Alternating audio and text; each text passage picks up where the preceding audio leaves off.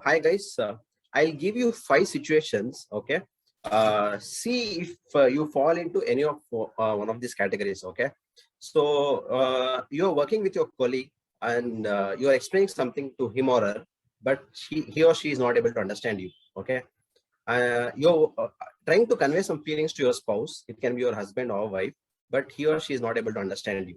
Right. Third thing, you want to do something along with your friend, impact something positive in the community. But again, you want to improve that relationship with him to do that together, right?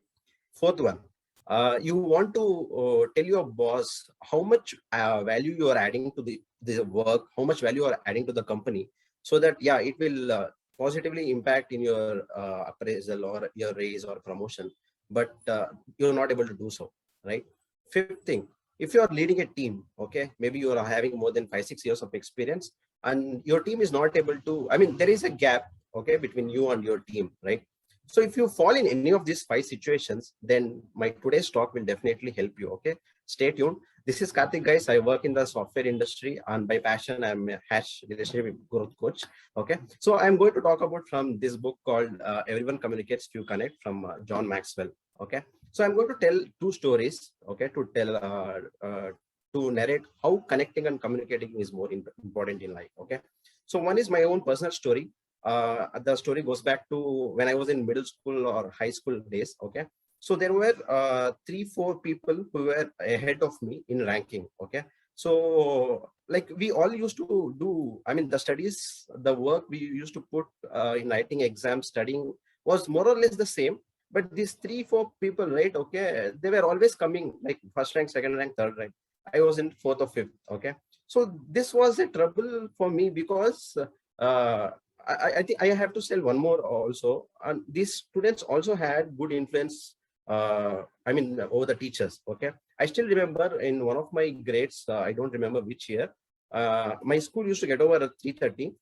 So this my class teacher, right? She will call these 3 students who were ahead of me, right, in ranking. They close the door and talk something. Okay, they had some meeting. I was very curious to know, what are these guys talking? Okay, and see that those just like that these doors were having some gaps.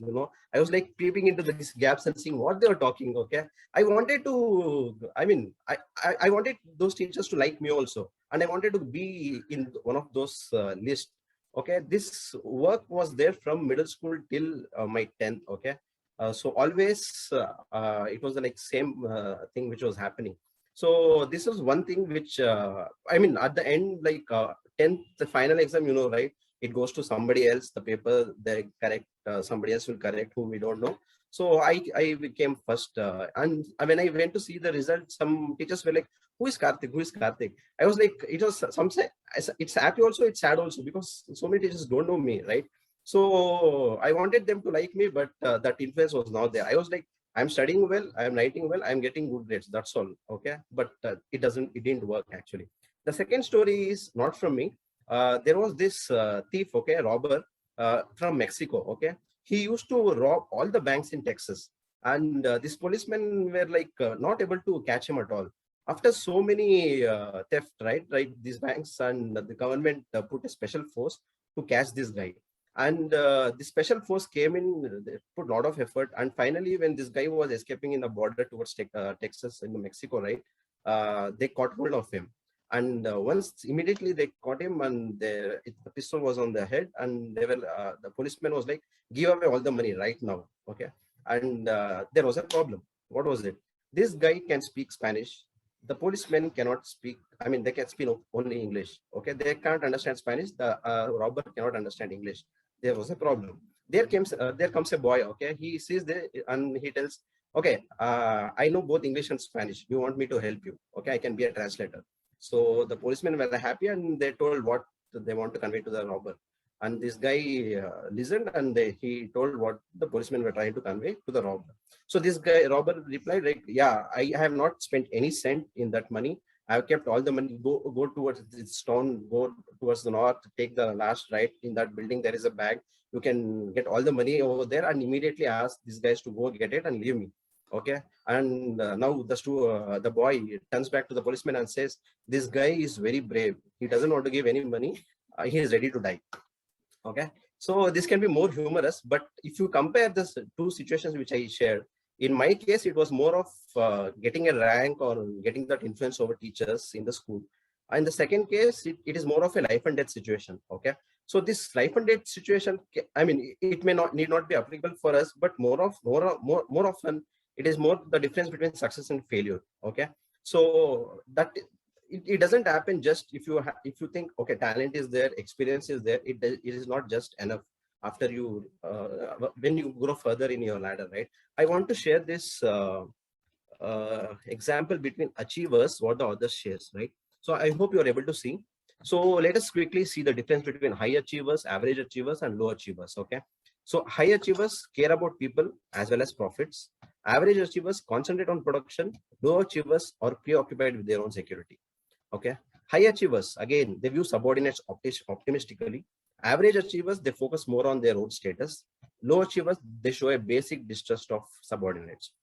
Third one, high achievers, they seek advice from those under them. Okay. Average achievers, they're reluctant to seek advice from those under them.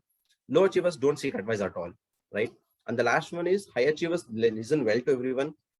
Average achievers, they listen only to superiors. Low achievers, they avoid communication and rely on policy manuals, right?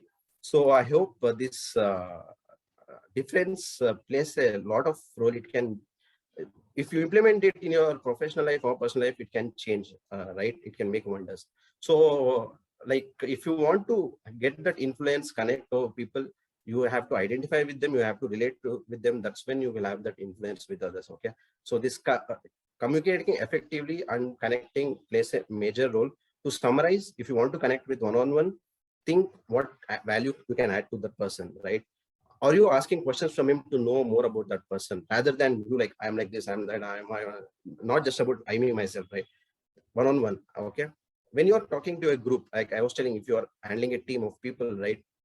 Are you complimenting them, okay, for whatever actions or whatever success they bring, whatever small work or big work? And when it comes to success, are you celebrating that success in the group? Okay. And when the team fails, are you blaming him? No, you should not blame them. Okay.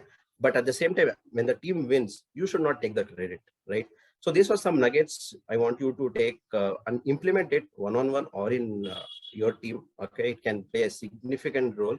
So this I have 4 more principles to share. I will share it next time one by one, and you can follow me for that. Right. So this is what I wanted to share. Thank you so much.